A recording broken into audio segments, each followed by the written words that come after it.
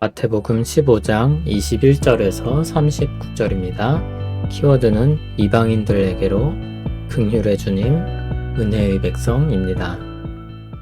예수께서 거기서 나가사 두로와 시돈 지방으로 들어가시니 가나안 여자 하나가 그 지경에서 나와서 소리질러 이르되 주 다윗의 자손이여 나를 불쌍히 여기소서. 내 딸이 흉악하게 귀신 들렸나이다 하되 예수는 한 말씀도 대답하지 아니하시니 제자들이 와서 청하여 말하되 그 여자가 우리 뒤에서 소리를 지르오니 그를 보내소서. 예수께서 대답하여 이르시되 나는 이스라엘 집에 잃어버린 양 외에는 다른 데로 보내심을 받지 아니하였노라 하시니 여자가 와서 예수께 절하며 이르되 주여 저를 도우소서. 대답하여 이르시되 자녀의 떡을 취하여 개들에게 던짐이 마땅하지 아니하니라. 여자가 이르되 주여 올소이다마는 개들도 제 주인의 상에서 떨어지는 부스러기를 먹나이다 하니 이에 예수께서 대답하여 이르시되 여자여 내 믿음이 크도다. 내 소원대로 되리라 하시니 그때로부터 그의 딸이 나으니라.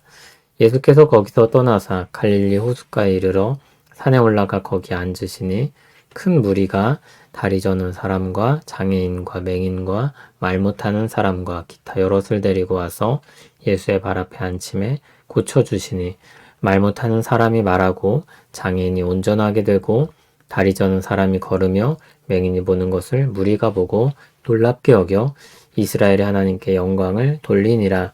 예수께서 제자들을 불러 이르시되 내가 무리를 불쌍히 여기노라. 그들이 나와 함께 있은지 이미 사흘임에 먹을 것이 없도다. 길에서 기진할까 하여 굶겨 보내지 못하겠노라. 제자들이 이르되 광야에 있어 우리가 어디서 이런 무리가 배부를 만큼 떡을 얻으리이까. 예수께서 이르시되 너희에게 떡이 몇 개나 있느냐. 이르되 7개와 작은 생선 2마리가 있나이다 하거늘.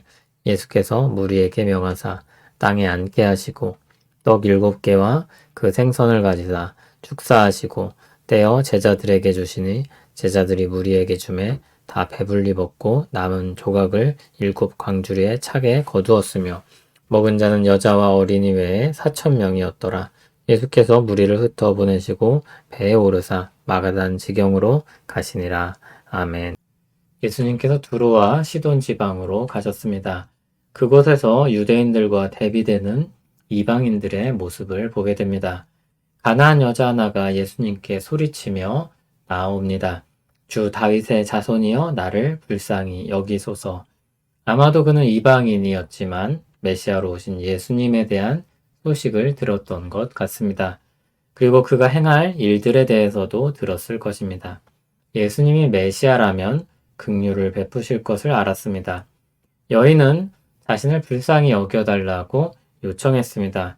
귀신 들린 자기 딸을 구해달라고 청합니다. 예수님은 대답을 하지 않으십니다. 제자들의 청에 그제서야 반응하십니다.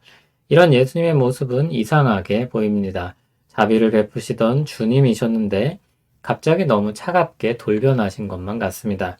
그러나 이러한 주님의 반응은 이스라엘로부터 시작하여 세상으로 복음이 전파되는 하나님의 계획과 뜻에 연유한 것입니다. 그럼에도 주님은 결국 자비를 구하는 이방인에게도 은혜를 베푸십니다.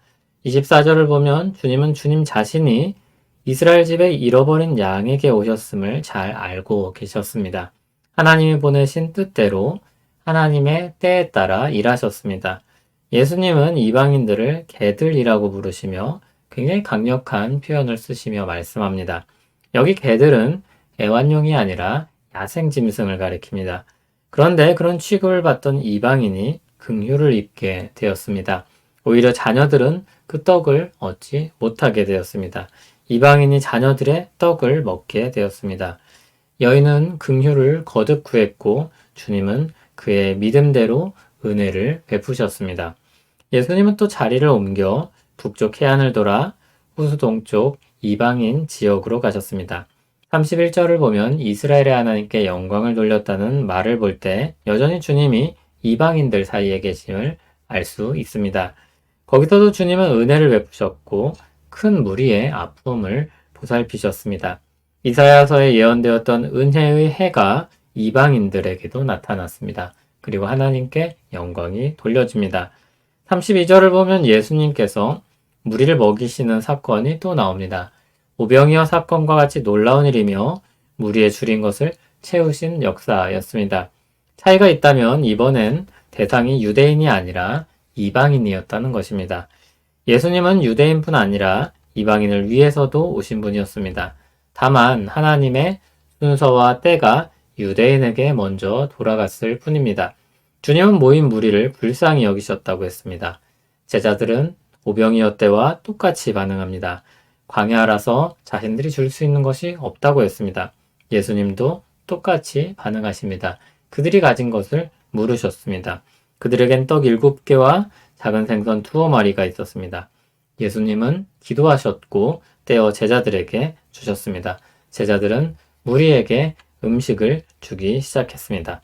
다 배불리 먹었고 남은 조각이 7광주리에 찼습니다. 여자와 어린아이를 제외하고 4,000명의 남자들이 먹었습니다. 유대인 앞에서 오병이어의 주님으로 나타나셨었는데 이방인 앞에서 칠병이어의 주님으로 여전히 그리고 똑같이 은혜를 베푸는 분임을 나타내셨습니다. 예수님은 긍휼을 베푸시는 분입니다. 그분의 긍휼은 유대를 넘어 이방까지 이릅니다. 아직 본격적인 때가 이르지 않았지만 주님의 넘치는 긍휼을 다 막을 수는 없었습니다. 에스겔의 환상에서 성전의 물이 점점 차올라 가득 채우게 되었던 것처럼 주님의 은혜는 온 세상을 뒤덮고 있었습니다. 그 은혜를 입은 자마다 고통에서 노임을 받게 되었고 아픔으로부터 자유를 얻게 되었습니다. 줄인 배와 목마른 마음은 체험을 받았습니다. 한편 만유의 하나님이신 주님을 간과한 유다 백성들은 그 긍휼의 은혜에서 스스로 떠나가고 있었습니다.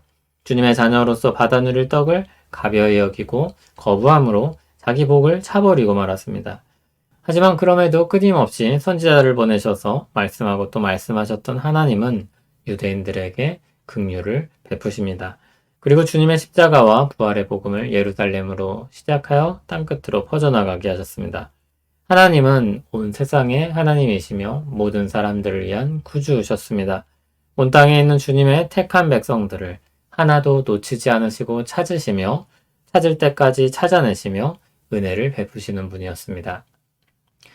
우리는 은혜를 베푸시는 하나님의 백성입니다. 하나님께 한없는 은혜를 받았고 지금도 받고 있습니다. 그리고 그 은혜를 나타내며 살도록 부름받고 있습니다. 하나님께 영광 돌려지는 삶이 되도록 하나님은 우리를 불러 세우십니다. 그분의 은혜를 나타내고 영광 돌리도록 소금과 빛으로 임명하셨습니다. 신자들은 하나님의 은혜를 받아 누리고 그것을 나타내는 사람들입니다.